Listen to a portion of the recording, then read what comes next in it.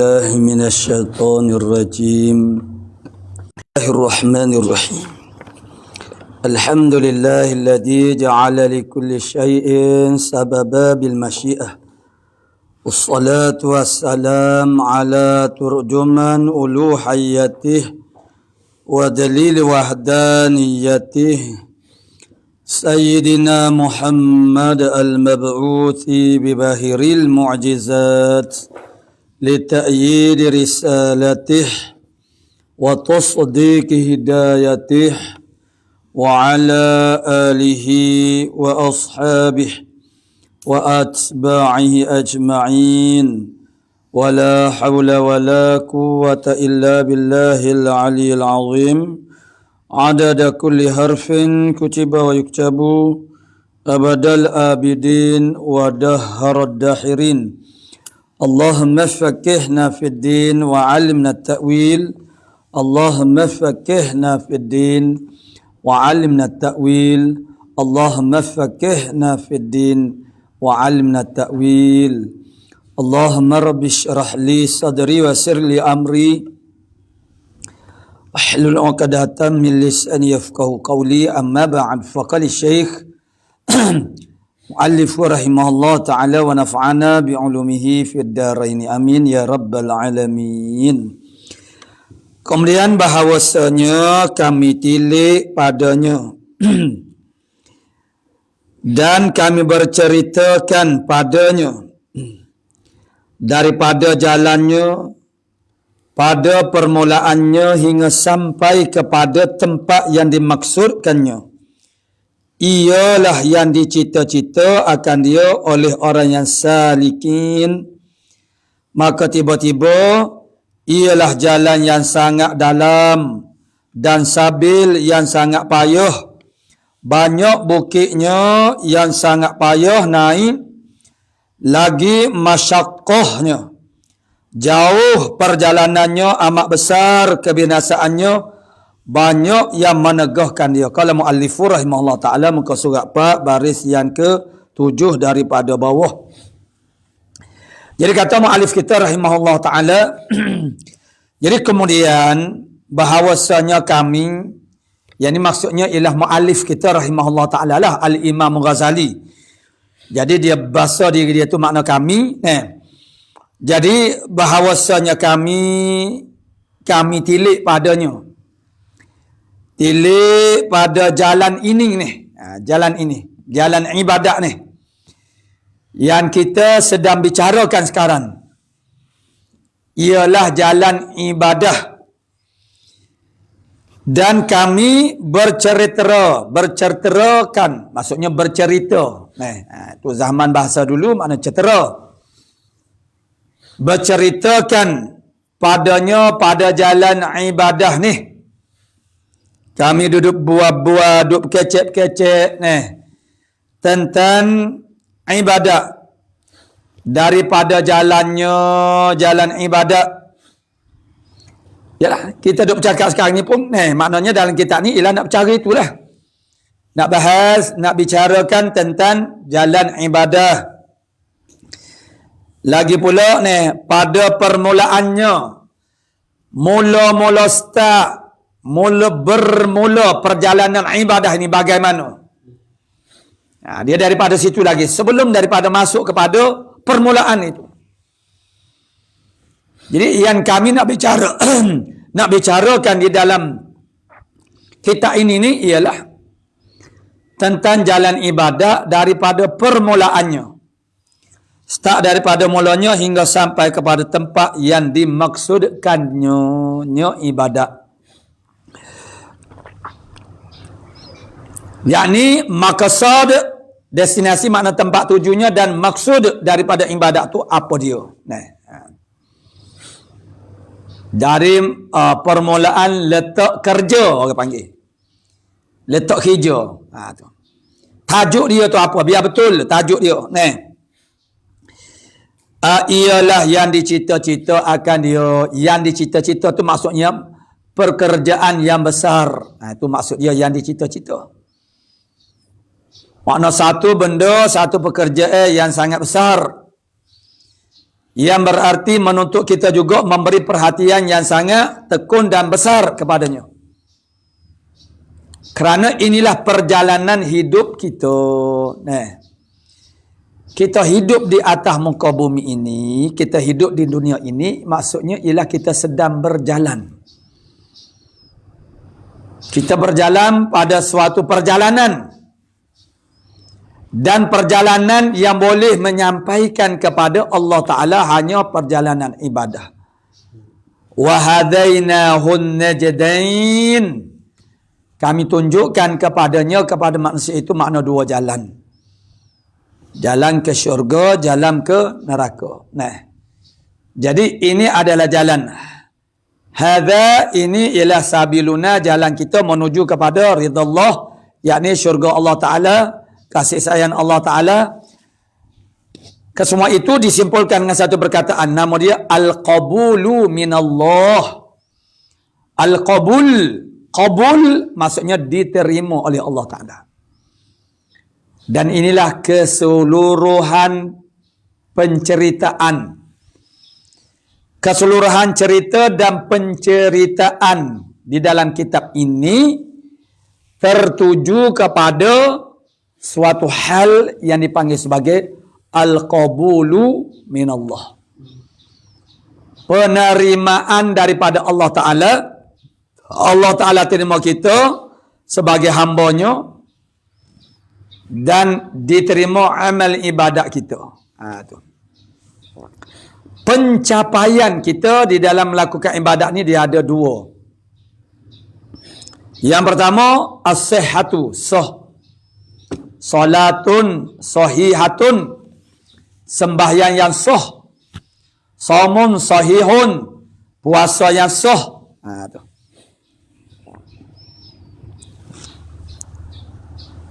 Tu dia panggil sahih, sah. Satu lagi pencapaian yang lebih tinggi daripada sah, dia panggil al-qabul, qabul, mana makbulun. Salatun makbulatun, yang diterima. Sah lain, qabul lain. Tiap-tiap ibadat yang sah tak semestinya qabul, diterima, tidak. Tiap-tiap yang makbul, yang diterima oleh Allah Ta'ala, bermakna dia sah. Qabul ini juga diibaratkan dengan sah pada batin. Kalau sah biasa-biasa tu dia panggil sah pada zahir. Dari sudut hukum fiqh kita belajar dalam kitab-kitab fiqh. Jadi sah itu kita belajar dalam kitab fiqh. Qabul kita belajar dalam kitab ilmu tasawuf. Jadi untuk kita mendapat janji, menuntut janji daripada Allah Ta'ala, supaya layak dan boleh kita menuntut janji daripada Allah Ta'ala, kerana perintah-perintah Allah Ta'ala semuanya disertakan dengan janji. Dan itulah tempat berpegang kita, bersandar kita. Kita melakukan amal taat dan juga amal taat mana kebajikan ataupun ibadah, kerana kita bersandar kepada janji Allah Subhanahu Wa Taala. Janji apa? Dukhulul jannah, masuk syurga. Janji pahala, kemuliaan-kemuliaan yang dijanjikan oleh Allah Subhanahu Wa Taala. Berhak ataupun tidak berhak kita untuk mendapat janji ini ataupun menuntut daripada Allah Ta'ala janji ini, maka ibadat yang kita lakukan mestilah sampai kepada tahap al-qabul, mana diterima. Kalau semata-mata sah, sembahyang yang sah, puasa yang sah, dan bagai-bagai lagi ibadat yang kita katakan sebagai sah, setakat sah saja itu adalah untuk melepaskan diri kita daripada uhdatut taklif, perjanjian taklifiyah. Yani wajib sembahyang, kita sembahyang lalu sah dan mengikut hukum fiqh, maka lepaslah kita daripada uhdatut taklif itu. Namun seandainya tidak diterima amal, mana sembahyang itu tidak diterima, kita tak berhak dan tidak berlaku apa yang dijanjikan oleh Allah Ta'ala, bukan di akhirat, di atas dunia lagi. Contohnya macam mana? Ini salah satu daripada penanda aras ataupun kayu pengukur untuk kita menilai bahawa sembahyang kita itu sudah diterima oleh Allah Ta'ala ataupun tidak. Dan begitu juga ibadah-ibadah yang lain. Antaranya kita ambil contoh ialah sembahyang. Mana janji Allah Ta'ala? Ambil saja satu janji daripada Allah Ta'ala yang dijanjikan oleh Allah Ta'ala itu berlaku di atas dunia lagi. Jadi maksudnya bila janji itu melibatkan benda yang berlaku di dunia, maka kita boleh menilainya. Kalau janji itu berbentuk di akhirat kelak, kita tak boleh nak nilai kita dapat ke tak dapat. Contohnya berkaitan dengan sembahyang, bagaimana firman Allah Subhanahu wa taala, "Innas salata tanha 'anil fahsya'i wal munkar." Sesungguhnya, sembahyang itu boleh mencegah diri seorang itu daripada melakukan fahsya dan mungkar. Jadi, perkataan Allah Ta'ala begini mengandungi makna janji. Janji daripada Allah Ta'ala bahasanya, kalau kita sembahyang, maka tercegah diri kita daripada melakukan fahsya, perkara yang keji, yakni maksiat juga, tetapi dia lebih khusus, sehingga dipanggil dia sebagai fahsya, dan juga mungkar. Lalu mengapa kita melihat orang-orang yang tidak meninggalkan sembahyang tetapi masih terus-menerus melakukan dosa besar dengan tidak bertaubat? Masih lagi banyak melakukan dosa-dosa. Ialah kita tidak Nabi Rasul ni pasti kita akan berdosa, tetapi dia ada beza. Mukmin taqiyin dengan mukmin asin. Mukmin taqiyin, mukmin yang bertakwa itu dia berdosa sedikit-sedikit dan dia bersegera bertaubat kepada Allah Taala dengan sebab dosa itu. Mukmin asin ini banyak melakukan dosa dan dia tak bertaubat. Tak bertaubat pun dengan dosa. Dia tak rasa bersalah, tak rasa menyesal. Itu mukmin asin. Jadi kalau seorang itu benar dengan sembahyangnya, maka bermakna sembahyang itu diterima oleh Allah Ta'ala. Pasti berlaku apa yang Allah Ta'ala kata. Allah Ta'ala kata, firman Allah Ta'ala, sembahyang itu, sesungguhnya sembahyang itu boleh mencegah diri orang yang sembahyang daripada dia itu melakukan fahsyak dan mungkar. Maksudnya sembahyang boleh menjadi benteng di antara dirinya dan juga maksiat. Lalu kita melihat ramai orang yang tak tinggal sembahyang tapi masih lagi banyak melakukan maksiat. Apa nak kata?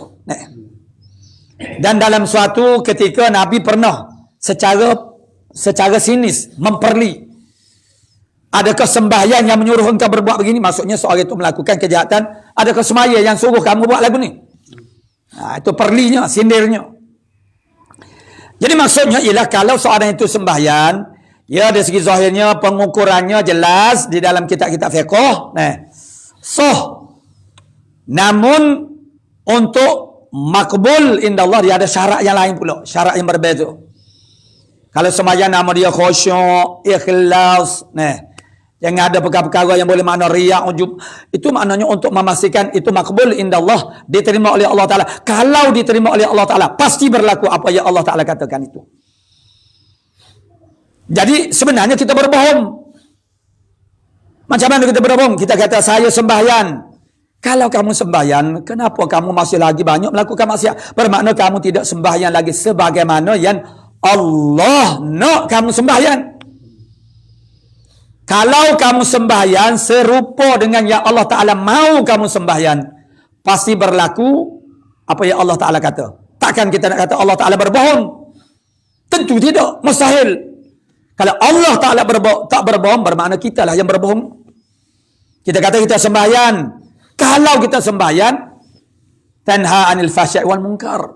Tetapi mengapa itu tidak berlaku?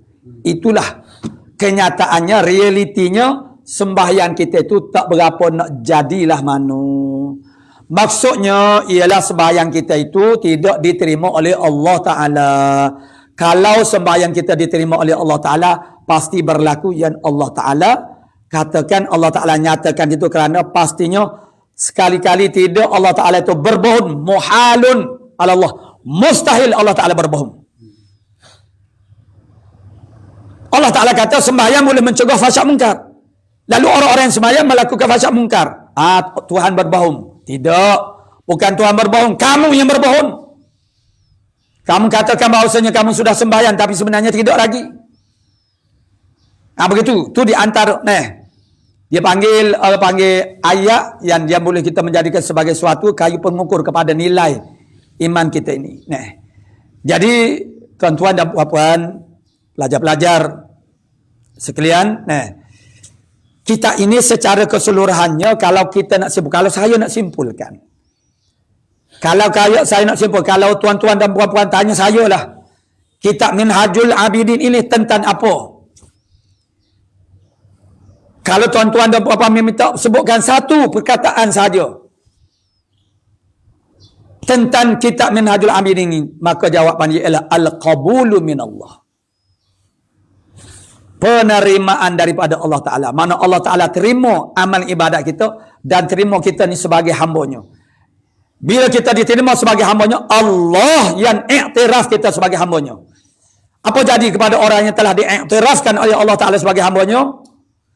Ya ayyuhan nafsul mutmainnah irji'i ila rabbiki radiyatan mardiyah fadkhuli fi ibadi wadkhuli jannati. Fadkhuli fi ibadi, masuklah kamu di dalam golongan hamba-hambaku.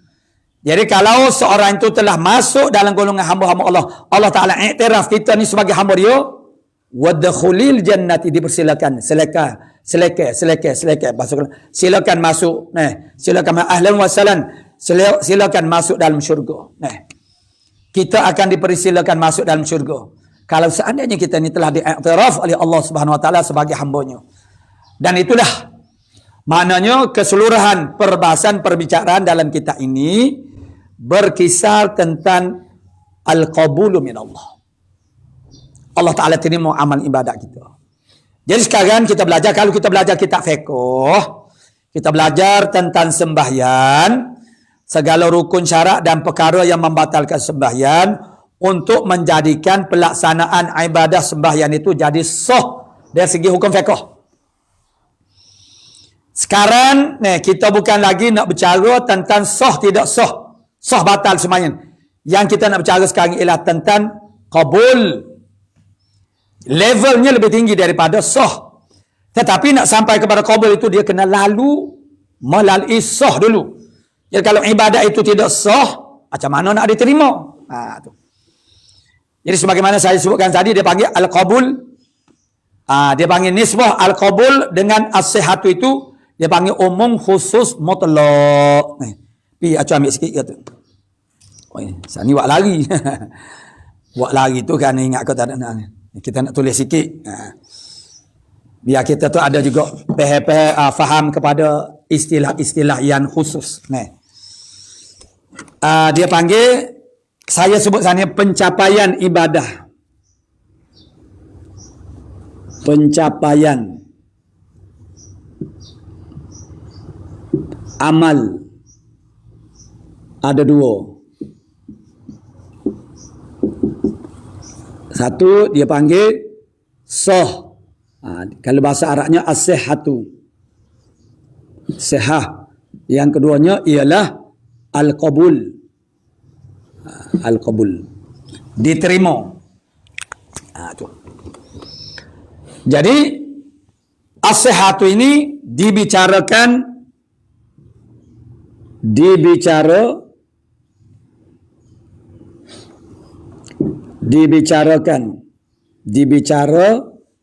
dalam fiqh. Ini dibicara dalam ilmu tasawuf. Sebagaimana sekarang. Nisbah keduanya dia panggil nisbah antara keduanya. Nampak deh? Nisbah antara keduanya, antara sah dengan qabul, antara keduanya dipanggil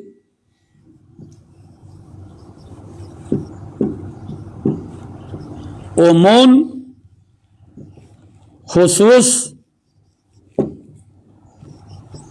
mutlak. Umum khusus mutlak dia panggil.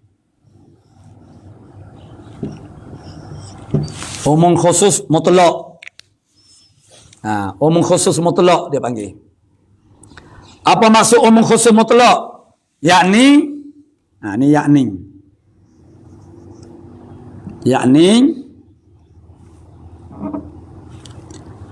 tiap-tiap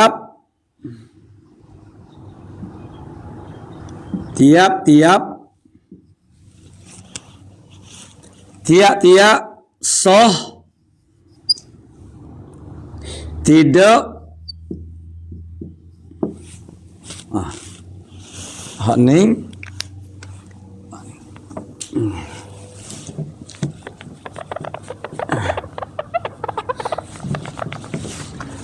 nisbah antara keduanya dipanggil. Nisbah antara keduanya dipanggil tak muat.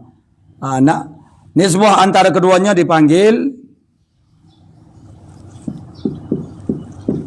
umum khusus mutlak.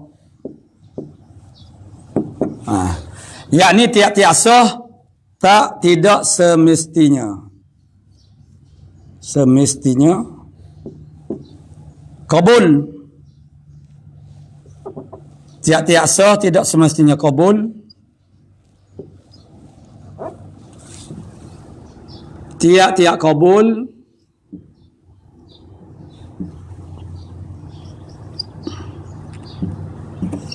mesti sah. Tu.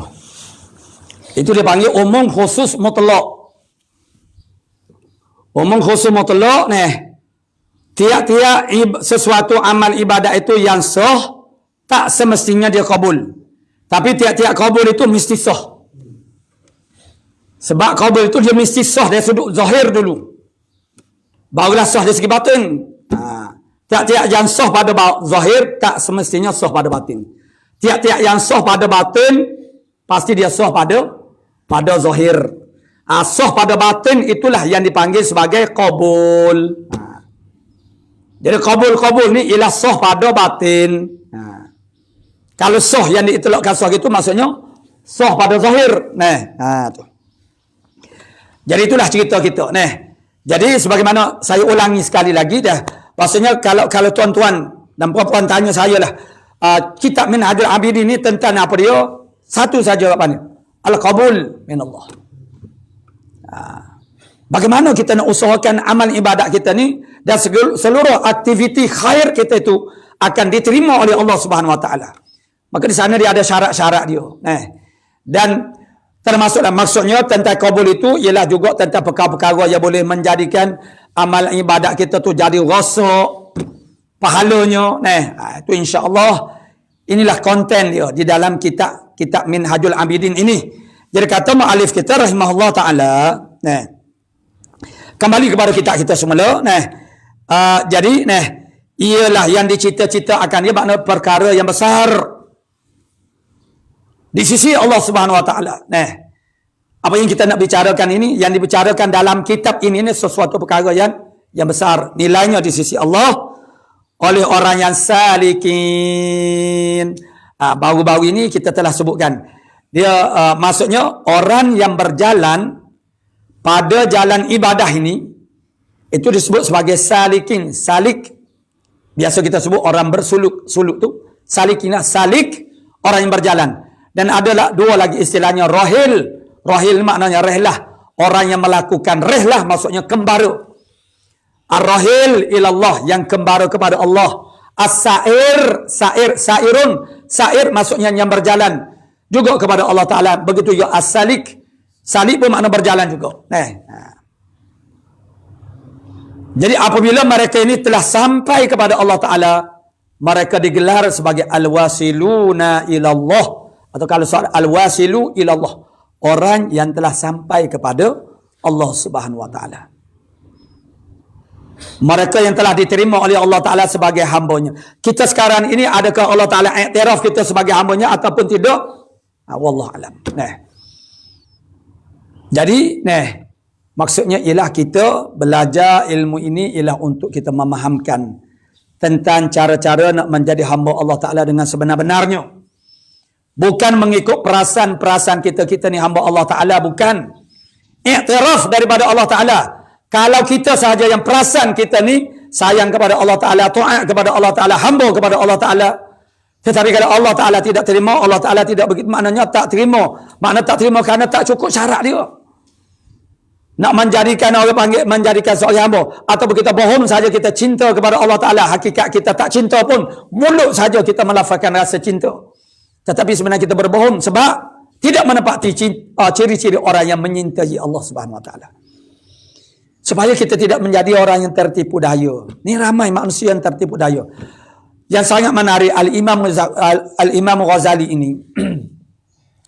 Di dalam kitab Ihya Ulumuddin dia telah membicarakan tentang orang-orang yang tertipu daya. Yang tertipu daya itu bukan sahaja yang tidak melakukan amal-amal Islam, yang tidak belajar, yang belajar pun tertipu daya, yang belajar akidah, yang belajar fiqh, yang belajar nahwu tertipu daya dengan nahwu, belajar fiqh tertipu daya dengan fiqh, belajar tasawuf pun masih lagi tertipu daya. Tu kena ingat. Kita belajar pun makna kita belum bila kita belajar bukan bermakna kita tentu selamat, belum lagi. Kerana aqabatul ilmi yang insya-Allah dia ada dalam kitab ni ada 7 aqabah, 7 fasa yang mesti dilalui oleh seorang hamba. Aqabatul ilmi itu ialah aqabah yang pertama. Bermaknanya bila kita sudah masuk kepada medan pengajian ilmu bermakna beres kita tentu selamat, belum lagi. Banyak perkara lagi yang perlu kita usahakan, lakukan untuk selamatkan diri kita dan dapat pencapaian sebagaimana kita sebutkan tadi. Jadi ilmu itu adalah titik tolak, garisan permulaan start untuk kita menjadi hamba Allah Ta'ala. Jadi kalau kita tinggalkan ini, maksudnya ilmu ini maknanya agama. Ini berlaku dalam medan ibadah ini berlaku. Orang-orang yang mengambil jalan singkat, meninggalkan ilmu, meninggalkan belajar, terus mau melakukan ibadah. Syaitan, kita akan belajar ini. Kita akan belajar dari kita ini bagaimana cara permainan syaitan. Strategi yang diatur, teknik yang digunakan oleh syaitan. Syaitan ni dia ada metod dia ada cara dia ada kaedah dia. Mujahadatul syaitan, melawan syaitan maksudnya kena lawan dengan tipu daya syaitan. Maka tak dapat tidak kita kena kenal syaitan, kena kenal cara permainan dia. Kalau tidak kita berbual kosong. Konon-kononnya kita melawan syaitan. Karena kita melawan syaitan itu bukan dengan taekwondo, bukan dengan silat legenda, bukan dengan kungfu. Sebab syaitan itu makhluk yang gaib daripada kita. Yang kita nak lawan itu lawan apa dia? Tipu daya dia. Jadi kena fahami cara permainan syaitan. Sebagai contoh, syaitan dia datang kepada orang jahil. Syaitan dia datang kepada orang jahil dan menggalakkan mereka melakukan banyak-banyak ibadah. Tu. Kita jangan tertipu daya. Kadang-kadang kita melihat orang itu banyak melakukan ibadah dan seorang yang lain kurang ibadahnya. Sudah tentu kita beranggapan dia yang banyak ibadah itu lebih baik daripada yang kurang ibadah. Tapi kena ingat, barang diingat. Ibadah yang dilakukan di atas dasar kejahilan mengakibatkan bukan sahaja tidak makbul, bahkan sah pun tidak. Cuba lihat, tiap-tiap sah tidak semestinya kabul. Kalau sah pun belum kabul lagi. Mana kalaulah tidak sah, lagi-lagi lah tidak makbul. Jadi, maknanya, bertitik tolak daripada ilmu. Mana syaitan dia datang kepada orang jahil dan dia menggalak-galakkan orang jahil untuk banyak-banyak melakukan ibadah. Kerana dia tahu, kalau si jahil melakukan ibadah boleh jadi sah pun tidak. Banyak mana pun kita buat amal ibadat, kalau tidak sah, jawab dia tak terpakai gawat lah. Tak diambil kira. Zahir pun tidak diambil kira. Batin, nak ambil kira batin, kena ambil kira zahir dulu. Kalau jadi yang zahir baru boleh dipertimbangkan yang batin itu jadi ke tidak. Contohnya begini.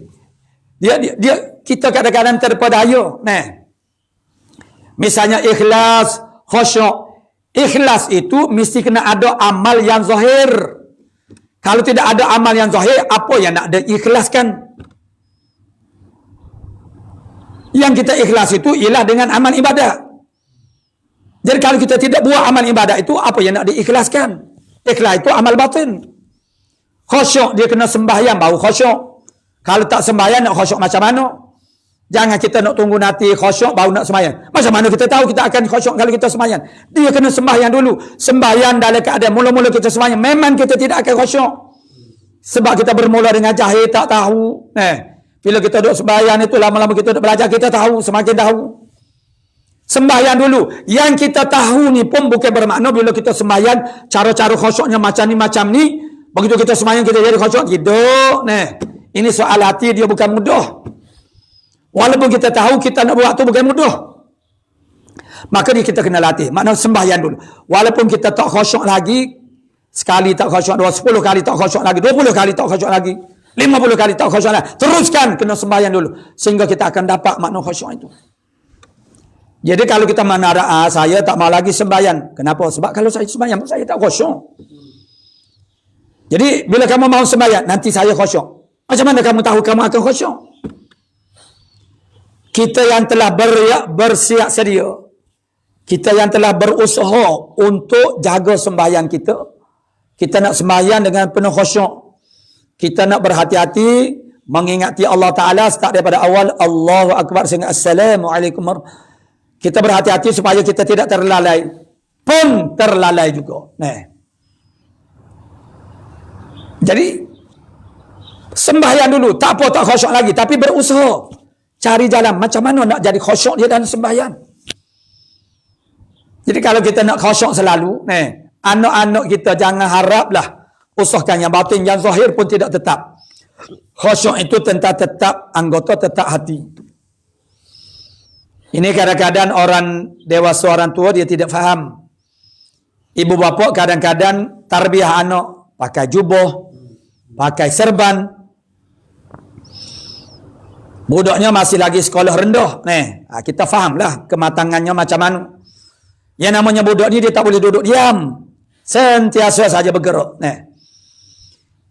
Itu ada seorang pakcik itu dia mengkritik, dia kata, budak itu duduk di hadapan dia sembahyang. Kenapa budak duduk di hadapan kamu? Sebab kamu pergi lambat lah. Jadi budak itu dia pakai jubah, dia pakai serban. Tetapi pergerakan tubuh badannya menggaru-garulah, begitu beginilah. Jadi pakcik itu dia kata, apalah pakai jubah, pakai serban, tapi semayam bergerak-gerak. Budak. Ajarlah sedikit demi sedikit. Dipakaikan jubah, dipakai itu, kita nak tarbiyah dia. Jangan kita bila kita suruh anak kita sembahyang, kita mengharapkan dia tu jadi khusyuk selalu. Bukan. Mengambil proses yang sangat lama. Kita sendirinya dah banyak dah umur kita dah senja dah umur. Tapi tidaklah kita khusyuk itu bukan semudah sebagaimana yang kita sangka. Sebab tu dia kena tahu permainan syaitan ini. Baru kita boleh melepaskan diri pada serangan-serangan syaitan. Kalau tidak cakap sajalah. Jadi itu maksudnya qabul. Apa yang kita nak capai di dalam melakukan sesuatu amal itu, yang pertama sah. Yang kedua ialah al-qabul. Diterima oleh Allah Subhanahu wa taala.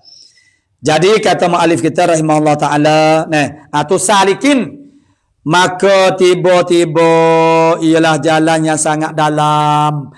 Jadi ini muallif kita gambarkan jalan ibadat ini bukan jalan yang macam jalan lebuh raya yang begitu lebar, yang begitu baik jalannya, tidak ada lubang-lubang, tidak, bukan. Mana jalan ibadat ni jalan yang sangat susah, sangat getir, terlalu banyak cabaran-cabarannya, godaan-godaannya, yang boleh mengalihkan perhatian kita daripada terus melakukan ibadat ni banyak.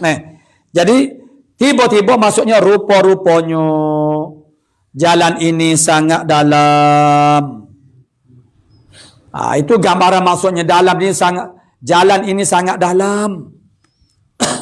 Maksud jalan ibadat ni sangat mendalam. Maknanya nisbah kepada orang panggil begitu sangat, orang panggil dia tidak orang panggil benda-benda yang zahir saja. dan sabil yang sangat payah. Sabil itu jalan dah, saja tukar. Sabil mana jalan yang sangat payah. Jalan yang sangat payah. Sukar bukan mudah. Banyak bukitnya yang sangat payah naik, lagi masyakkah. Banyak bukitnya. Bukit bukan macam kita yang di Kelantan ini pergi ke Perak, ke Kedah melalui jalan gerik dengan kereta itu. Itu tidaklah menyukarkan sangat. Ialah sukarlah sedikit berbandingan jalan yang tempat-tempat lain. Seperti daripada Mekah ke Taif, dia ada 2 jalan. Satu jalan kereta, bas tak boleh lalu. Jalan bukit itu sangat patahnya, bas tak boleh nak lalu. Kita pernah pergi melalui jalan kedua-dua jalan itu. Jadi maksudnya ialah kita berjalan kaki ini. Berjalan kaki kita nak naik bukit, turun bukit. Bukit itu Aqabah yang akan datang disebut sebagai Aqabah. Aqabah ni bukit dara, bukit yang belum diteraka, dirintis oleh mana-mana orang.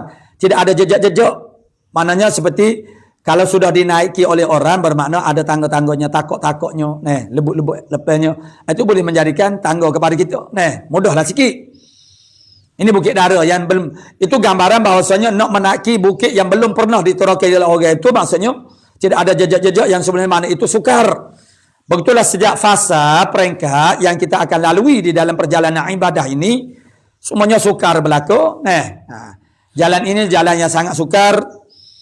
Jadi sebab itulah ramai yang tidak lulus. Ramai yang tidak lulus. Dan yang kalau lulus pun hanya boleh-boleh makan saja. Begitu. Macam kita orang awam ini. Boleh-boleh makan saja. Boleh makan je. Tidak muntaz. Tidak excellent. Pencapaiannya kodar-kodar. Maka dapatlah juga terlepas daripada tak apalah. Tapi biar kita tahu. Jalan itu sebagaimana sekarang kita boleh lihat dah sekarang dalam map. Mana sebelum kata kita nak pergi tempat, kita dah kaji dah jalan dia begitu begini. Kemudian seluk-beluk perjalanan. Jalan satu. Yang kedua seluk-beluk perjalanan. Seluk-beluk perjalanan itu ialah seluk-beluk jalan tu sendiri. Dia tak sama. Cabaran-cabarannya adalah berbeza-beza. Jadi begitu. Dalam ibadah ini dia ada pelbagai cabaran dan ujian daripada Allah Subhanahu Wa Taala. Jadi itu dia panggil seluk-beluk perjalanan ibadah. Itu kita kena tahu. Barulah kita tidak akan feras, kecewa, merajuk, terhenti di pertengahan jalan, gugur di pertengahan jalan. Itulah isu-isu dia. Orang yang nak menjadi hamba Allah Ta'ala, nak menjadi ahli ibadah ini, yang peringkat muntahi pun, peringkat yang dah masuk universiti pun, mana peringkat akhir dah, dekat dah nak sampai dengan Allah Ta'ala, boleh gugur lagi. Tu. Dah begitu hampir sangat dah dengan garisan penama, nak sampai kepada Allah Ta'ala, pun boleh rebah lagi. Jadi sebab itulah sangat penting kita memahami seluk-beluk perjalanan ibadah ini. Dan Alhamdulillah, syukur sangat-sangat. Saya sendiri, saya biasa mengucapkan dan juga secara batinnya kita rasa sangat-sangat bersyukur kerana Allah Ta'ala mempertemukan jodoh. Kita, khususnya saya, Allah Ta'ala pertemukan jodoh saya dengan kitab Minhajul Abidin ini. Tuan-tuan pun insya-Allah apabila belajar kitab ini, sepatutnya tuan-tuan merasa beruntung sangat kerana dipertemukan jodoh dengan kitab ini. Kerana kitab ini mendedahkan seluk-beluk dan permasalahan perjalanan ibadat. Perkara-perkara yang berlaku kepada orang-orang yang menjalani jalan ini, kebiasaannya macam mana. Dia macam inilah, macam kita kata orang yang belum pernah pergi ke Makkah menunaikan haji ataupun umrah. Jadi sebelum dia nak pergi, bila dia nak pergi itu dia kena tanyalah orang-orang yang sudah pergi macam mana keadaan suasana di sana. Dia bukan saja tentang belajar ilmu manasikil haji wal umrati, cara-cara mengerjakan haji dan juga umrah, bukan itu saja. Kena tahu ahwal makna situasi. musim-musim yang bersesak-sesak seperti bulan puasa, bulan tak puasa, dia tak sama.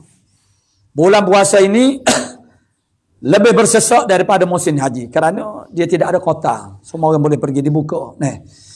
Dengan bisa pelancongan pula. Jadi kita kena mengetahui suasana perangai orang Arab macam mana. Perangai-perangai manusia-manusia tu macam mana di sana. Ketika tawafnya, ketika sa'inya, ketika kita melakukan manasikil haji wal umrah ini, bagaimana sikap manusia itu kita kena tahu daripada awal lagi, supaya kita tidak terkejut dan kita jadi panik orang panggil. Dan kadang-kadang kita terambil benda-benda yang tak betul pun daripada orang yang pergi ke Mekah itu macam-macam. Ada orang alhamdulillah summa alhamdulillah, anak kita jamaah haji umrah daripada Malaysia ini, sebelum kita pergi ada kursus-kursusnya, baik orang panggil hak kerajaan ataupun mana orang panggil hak travel swasta. Begitu orang panggil mantap. Kita punya kursus-kursus haji dan di sana pun ada taklimat, sentiasa ada saja taklimat.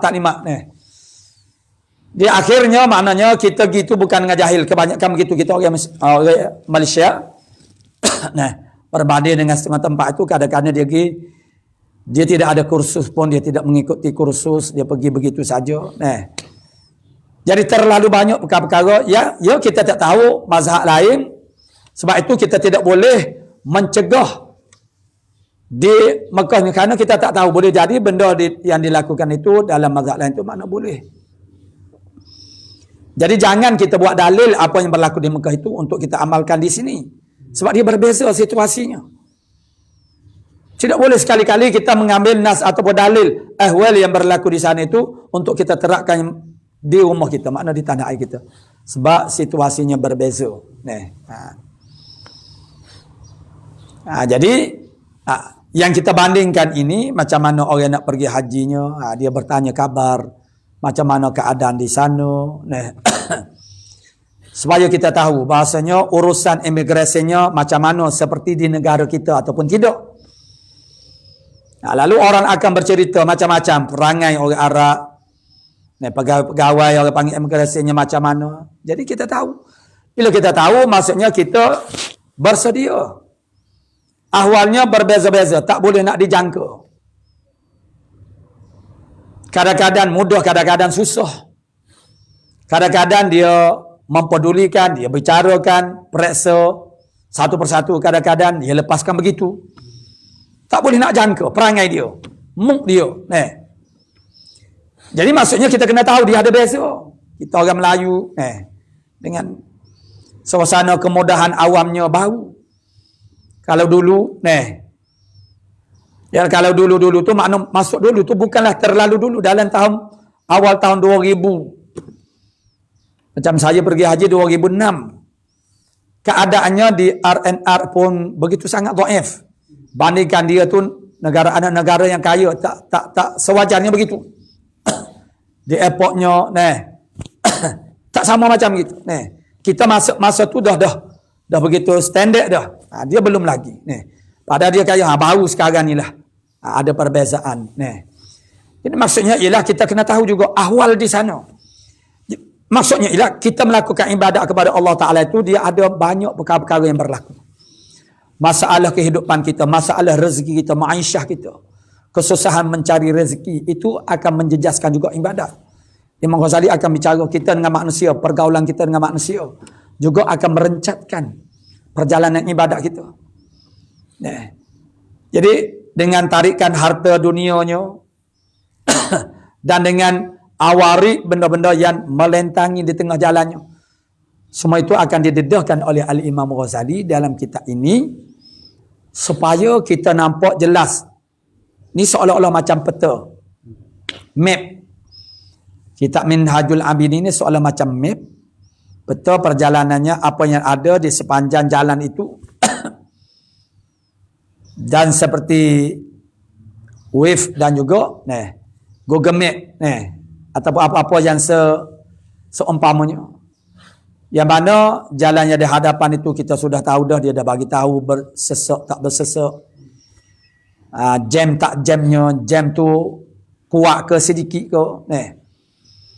Jadi begitulah Al-Imam Ghazali berusaha dengan sedaya upayanya, dengan bakat kebolehan yang diberikan oleh Allah Ta'ala kepadanya, untuk memberi pencerahan kepada kita tentang jalan ibadat ini, macam mana rupanya, macam mana caranya, supaya kita fahami betul-betul dan kita maknanya mana bila kita bersedia, dia tidak akan jadi terlalu susah.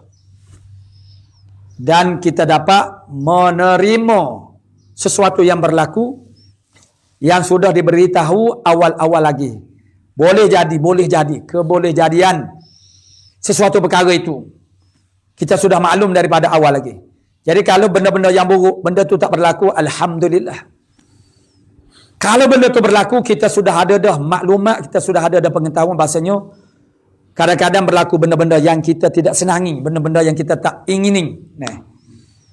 Tapi kita sudah ada maklumat. Itu memberikan kelebihan kepada kita untuk bersiap siaga dengan jiwa dan mental kita untuk dapat menerima keadaan-keadaan seumpama itu. Bukitnya sangat payah naik, lagi masyakkah payah, jauh perjalanannya, bukan dekat, bukan sehari dua, amat besar kebinasaannya. Kita berhenti di situ, amat besar kebinasaannya. Jadi inilah ciri-ciri jalan ibadah. Gambaran kepada kriteria dan ciri-ciri mana perjalanan ibadah kita ni. Supaya kita sudah ada suatu gambaran secara umum. Nanti apabila dibicarakan secara tafsili satu persatu, kita akan tahu secara tafsili. Nah, mudah-mudahan ini boleh menjadi persiapan kepada kita untuk menjadi hamba Allah Ta'ala yang sebenarnya, dan tidak jadi rugi dengan kehidupan dunia ini. Kerana setiap maksudnya peluang yang Allah Ta'ala beri kepada kita, baik masa ataupun apa, kita gunakan semaksimum mungkin, itu mengikut kadar kemampuan kita. Ila akhir, wallahu subhanahu wa ta'ala alamu bisawab. A'udzubillahi minasyaitonirrajim. Bismillahirrahmanirrahim. Alhamdulillah asyrafil anbiya'i wal mursalin. Allah innaka antas sami'un wa tub 'alaina ya maulana innaka antat.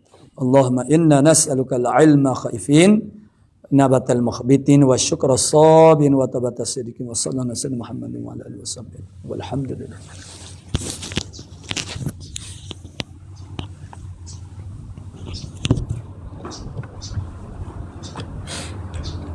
Kagak nak awak balik lagi ni nyanyi pilih dengan